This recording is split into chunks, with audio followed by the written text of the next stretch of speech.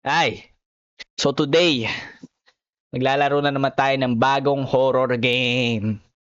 Pero kakaibang horror game to. Ito ay made by Filipino. Ang tawag sa larong ito ay Pisonet. Yes. Pisonet yung computer shop. Computer shop, yes, yun. Basta yun. Pisonet. So, let's start this game. Pisonet.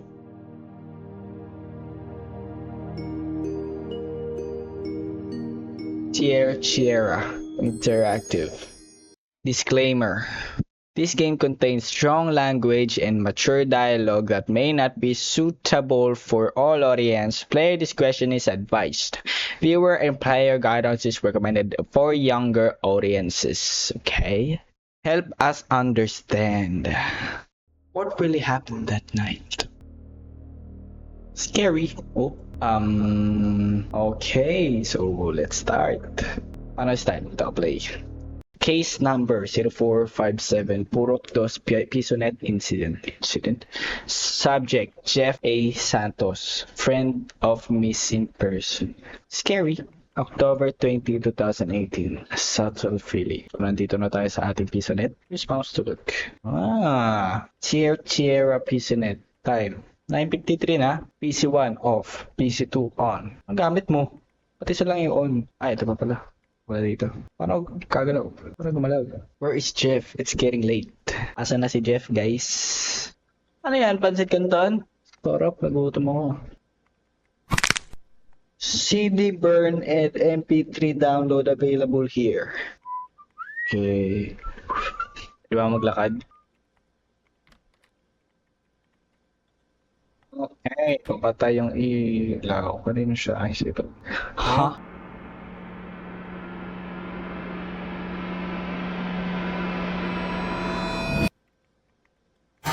Ay!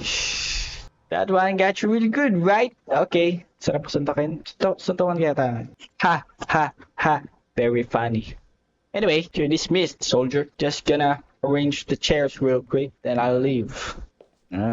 Sinaulo ka ba? Pwede, kung may kamay lang ako, ibabato ko na kita eh. Arrange the chairs. Alis dyan. Alis ka dyan. Ano yung Tetris? Isang alis. Eh, pero ka lang dyan. Wala ka namang ginagawa eh. Ikaw anong ginagawa mo? Facebook. Pasok natin yan. Kayo, yung ginagawa niyo.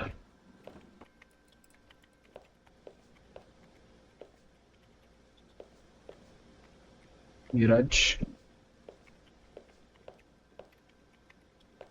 Uy, nahanap ka na ng nanay mo, umuwi ka na. Ikaw din, hoy. Puro ka laro. Okay na, tapos na, na-arrange ko na yung laro pa. Mas ka dyan, na-arrange ko to. Okay na.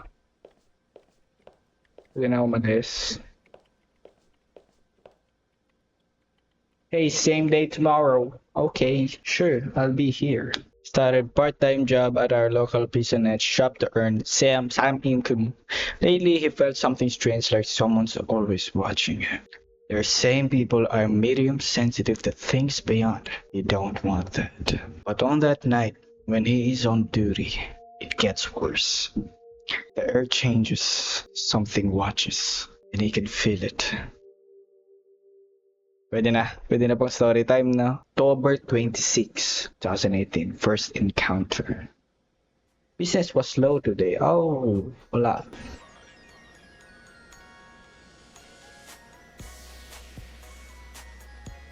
Tutugan ng mga jeje mo yan eh. Pwede gumalaw. Jeff said I can close the shop early. Okay, sarado mo na. Because there won't be any more customers.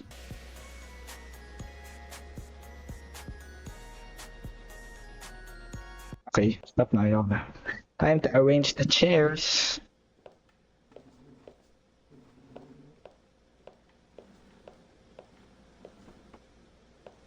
Ingay na aircon. Pwede bang huwag mo na i-arrange? Tapos, basta agad. Balbas na.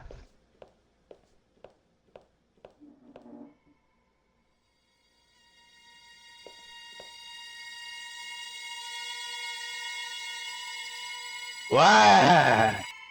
Ingin ng tunog.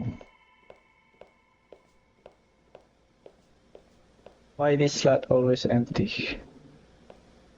Ewan ko, I think I can add another unit here on the shelf. Pwede ba wag na? Umuwi ka na lang, hindi ka na may inutusan. Mouse click to grab. Left. Saan? Saan yung shelf? Ito yung shelf, diba? Uy, nakikita ko sarili ko. Time to arrange the chairs. Arrange mo na nga eh. Asan ba yung shelf na sinasabi mo? Oh. Oh. Ito pala yung... nga, so umiikot to. Okay, kaya natin. Sa PC mismo. Oh. Nga, nagte-telekinesis ako. Ilipad siya ko. Oh, wala na, sika na. Laka na lang. Pasok. Tabingi! Mais ka. Tabingi talaga, nangiinis ka. Okay na, tapos na.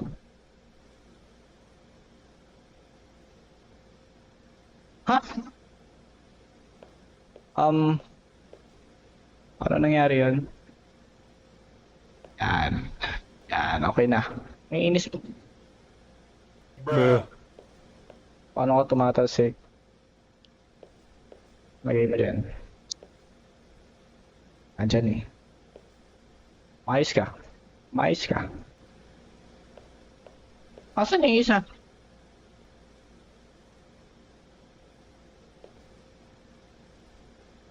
Ay, meron pa pala kasing isa.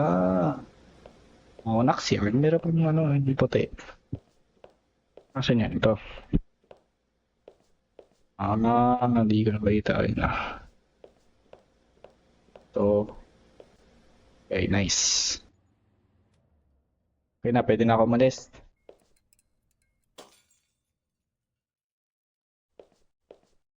Hello? Wala na, close na kami. Ba't ka pa nandito? Tatawag ka ng nanay mo. Uwi ka na. Uwi ka na doon. Uwi ka na dito. Pwede ba? Who are you?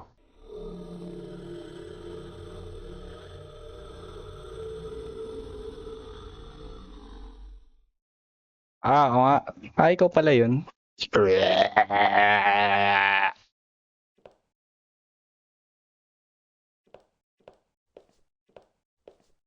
Nawala siya? Nawala. Bro, ka ba? Kaya nagsara. Okay na? Second day na ba to? We can't forget what happened that night, and since then, he always felt back pain. He took his leave and rested for a few days. Since he said he couldn't afford to lose the job, he forced himself to go back to work. Wag na! Nakita mo na nga yung batang yun. Pabalik ka pa. But things started to change. He kept getting angry. Terapian siya. Too hard to talk to. He became distant. October 28, 2018. The presence. Ito na yung ngayon. That's nice. Meron ako kasama. Yay! What? What the hell? Ano yun? How's the shop doing? Merong babaeng, tumawa. Tapos nakita ko dun sa gilid.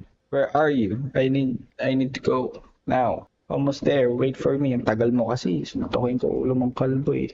Better be here by 9:55 an oras 9:50. Hey, I only have 2 legs, you know. Call ended. Okay. Wait, I want to tell you something. Wala na. Call ended na nga eh. Kinatay na, di ba? Weird. Is this PC5 on? Yeah. PC5 on pero walang tao. Okay.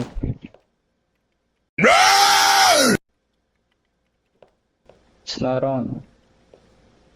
Ano lang yan? May nagpips. Sino yun? Arrange mo na lang, arrange mo na lang, arrange mo na lang, arrange mo na lang. Arrange. Arrange. Arrange. Arrange. Hindi ako iwan ah. May multo kayo una. Hindi na ba umalis? Saan si Jeff?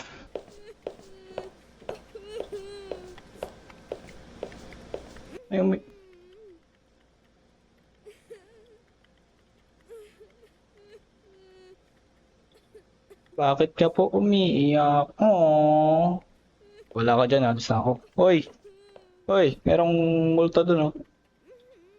Nakapake. Ano ba i-approach ko siya?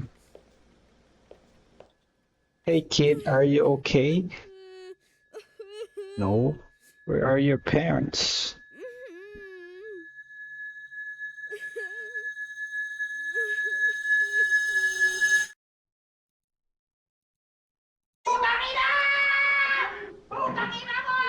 Oh!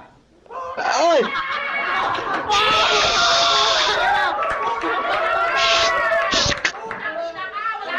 Shut up! Bawal magmura dito. Ano nga ang case? Aray! Chill! Bawal nga magmura eh. Bawal magmura, puro kayo mura. Tungan ko kayo isa-isa eh. He knows what he saw. A child bruised and in tears, but he still doesn't understand what the boy wants from him. Gusto lang niya yung PC5. Gusto lang maglaro. He has no choice. He is the only one that can see. Ako lang pala nakakita sa kanya. Maybe this time, the reason he was given the ability he thought to find, and finally he chose to use, he pulled himself together. He overcome his fear. He only wanted to help him. November 1, 2018. The mistake. Okay, be brave. Wag na. I can do this. Pwede bang TikTok? TikTok muna ako.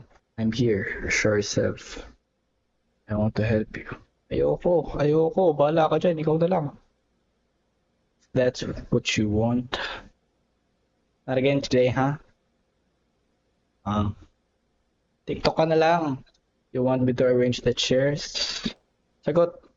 Bago ko i-arrange.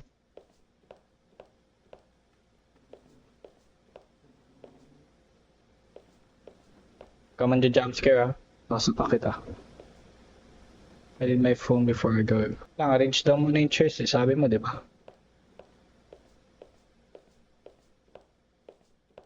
I need my phone before I go.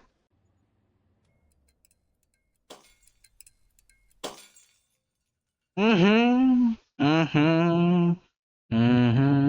job. I am so proud of you. Thank you. Sino? You. Alis ka na. Ano ba pinaglalaroan? What do you want from me, huh?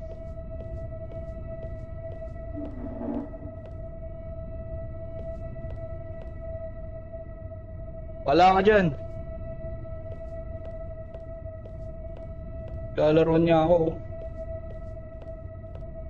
Newspaper. Authority suspect foul play, shop owner under investigation. Ayokong basahin yan lahat. X. Is ka na. Kaya ba nandito? I'm scared. Parang malis. For this newspaper, subscribe. Ganyan kayo dapat sa akin na mag-subscribe ah. Gusto ko umalis. Please, get me out. Purok Dos Manila, a young boy whose identity is still unknown, was founded late Tuesday evening inside a local prison shop in Barangay 722 Purok Dos. The child, believed to be between 7 and 9 years old, was discovered alone and severely bruised, with broken bones inside of prior abuse. Bystanders heard faint cries coming from the shop before the boy was found lifeless under one of the computer desk. The shop owner claims to have no knowledge of the child's presence of the cause of his injuries. Authorities are now investigating the situation as a possible case of abuse and foul play. The severity of the injuries suggests this was not an accident, said PO3 Alvarez of the Manila Police District. At this stage, we are treating the shop owner as a person of interest.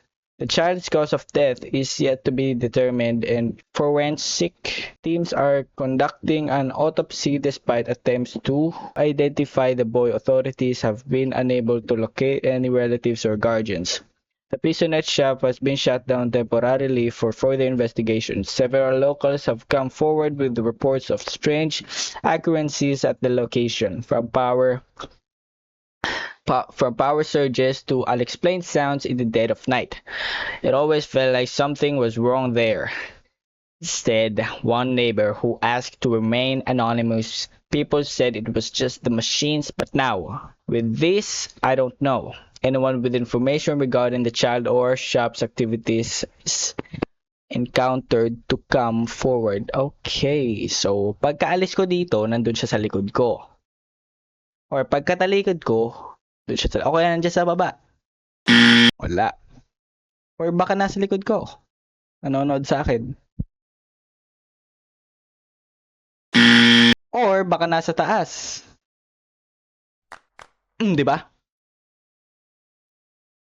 Ano to? Clap-clap? Nalaro ko na yun ah. I found blood all over the walls. I never understood what happened to him. He doesn't answer my calls at all specific. I tried asking around, but no one had seen him. Not a single trace. It was like he would have. Pwede kong bagalan, customers complained about the strange rotten smell. We searched everywhere but couldn't find source. It just go away, so we decided to close the shop and move. Okay, so nag-close na kayo ng shop. Pwede. Pisonet. Tapos na? Please, sana tapos na. Story by Aldrin Evangelista. Sierra. Yes, ang ganda mo. Huh? Shut up. Umalakpa ka na lang. Help us to understand what really happened that night. Alam mo na. Okay, that's it. That is it. So, thanks for watching. Like and subscribe, and see you on the next one. Bye-bye.